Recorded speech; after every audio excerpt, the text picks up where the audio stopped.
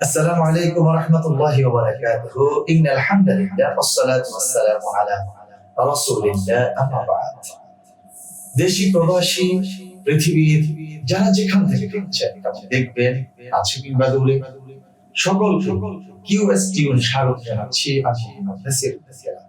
প্রিয় দর্শক, আজকে আমাদের বাংলাদেশে পবিত্র রমজানুল মুবারকের 22তম তারাবি আদায় করা হবে।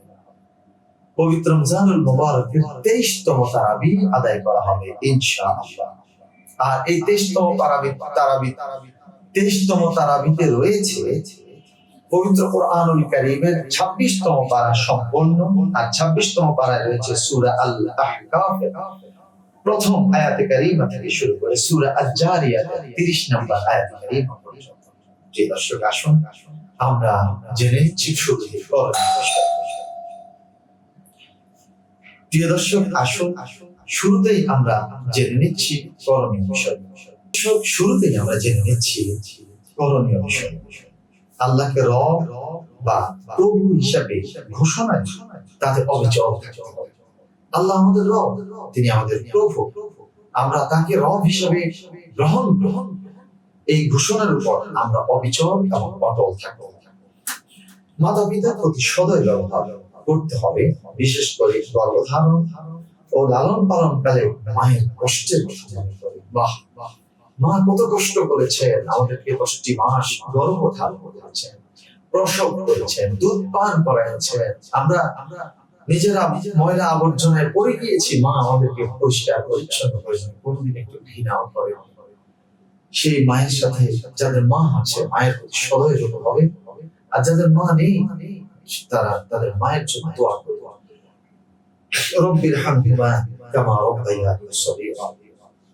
আল্লাহর নিয়ামতের শুকরিয়া আদায় করে সন্তান সন্ততি ও নিজে সৎকর্মপরায়ণ হওয়ার জন্য দোয়া করতে হবে। এর জন্য জান্নাতের সুসংবাদ রয়েছে। আল্লাহর দিকে আহ্বানে সাড়া দিতে হবে এবং তার প্রতি বিশ্বাস স্থাপন করতে হবে। আল্লাহকে সাহায্য করতে হবে দ্বীন প্রতিষ্ঠার ব্যাপারে, অর্থাৎ দ্বীন প্রতিষ্ঠার জন্য আমরা ভালোভাবে চেষ্টা চালিয়ে যাওয়া, এটাই হচ্ছে আল্লাহকে সাহায্য করা। পৃথিবীতে ভ্রমণ করে পূর্ববর্তীদের পরিণাম দেখে শিক্ষা নিতে হবে। আল্লাহ ব্যতীত অন্য কোনো ইলাহ নেই। নিজের ও মুমিন নর-নারী ত্রুটির জন্য তার নিকট ক্ষমা প্রার্থনা করতে হবে। আল্লাহ ছাড়া কোনো ইলাহ নেই, উপাস্য নেই। তিনি একক অদ্বিতীয়।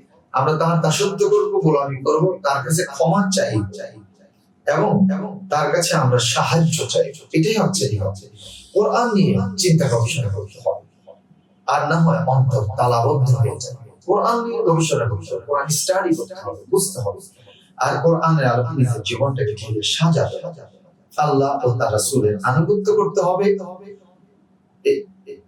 সকাল সন্ধ্যায় আল্লাহ পাকের পবিত্রতা ও মহিমা ঘোষণা করতে হবে, অর্থাৎ তাসবিহ করতে হবে, জিকির করতে হবে। আল্লাহ আমাদেরকে আমল করতে হবে। ইসলামের আদর্শকে বিদ্যমান সকল আদর্শের উপর বিজয়ী করার জন্য আমাদের মুসলিম উম্মাহকে কাজ করতে হবে। মানব রচিত বিধান মানুষকে কল্যাণ দিতে পারে। তাহলে কল্যাণ দিবে কোন বিধান?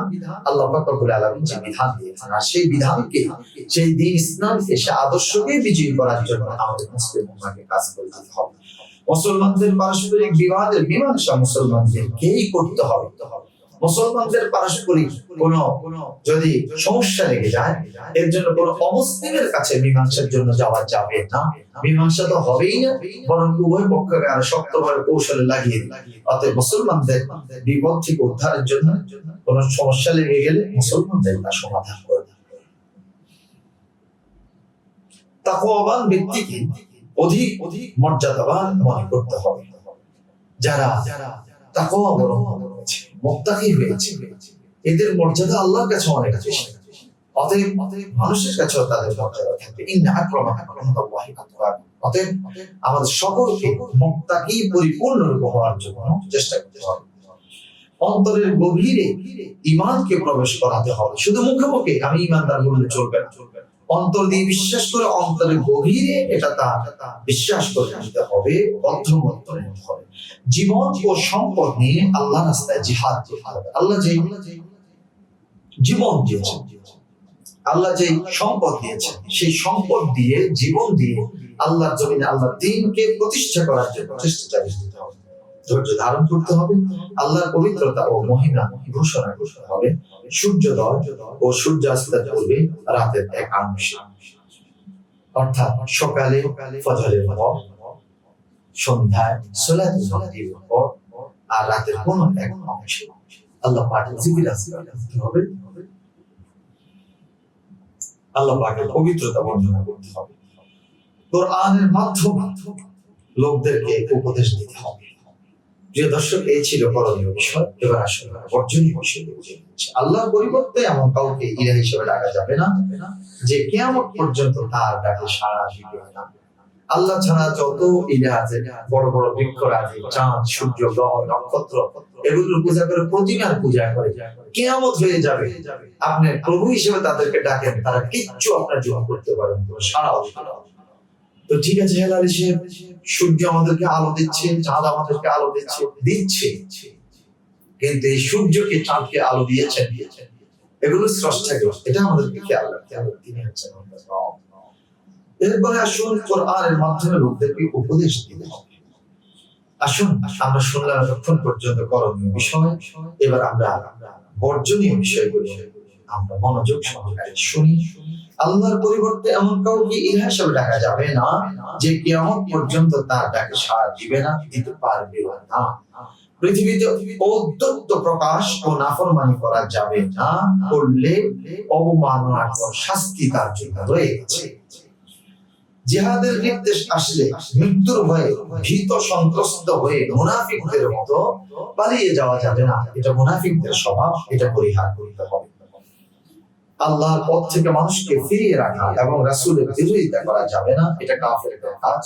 এই সকল কর্মকাণ্ড যারা করবে, আল্লাহ তাদেরকে ব্যর্থ করে দেবে। কাফেরদের মোকাবেলায় হীনবল,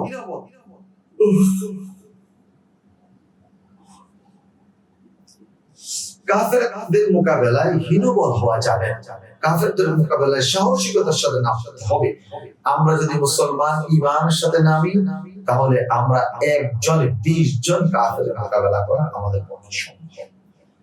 আল্লাহ ও রাসূলের সাথে অঙ্গীকারবদ্ধ হওয়ার পর তা পরস্পরকে কখনো মন্দ নামে ডাকা যাবে না, পরস্পরকে কখনো মন্দ নামে ডাকা যাবে না, গুনাহ করি না। নাম রেখেছে অতি সুন্দর সুন্দর নাম, এই নাম বিগড়িয়ে এলোমেলো নাম, ঠিক নয়। একজন মুমিন অপর মুমিনকে নিয়ে উপহাস করতে পারবে, এটা আল্লাহ নিষেধ করে দিয়েছেন। একে অপরের গোপন তথ্য খুঁজে বেড়াবে, গীবত বা পরনিন্দা করবে। গীবতটা কি? একজন মুমিন, একজন মুসলিম নর নারীর অনুপস্থিতিতে তার পিছনে তার দোষ চর্চা করা, এটা হচ্ছে গীবত। আর দোষ নেই আলোচনা করা, এটা হচ্ছে গীবত। গীবত করলে হবে কি?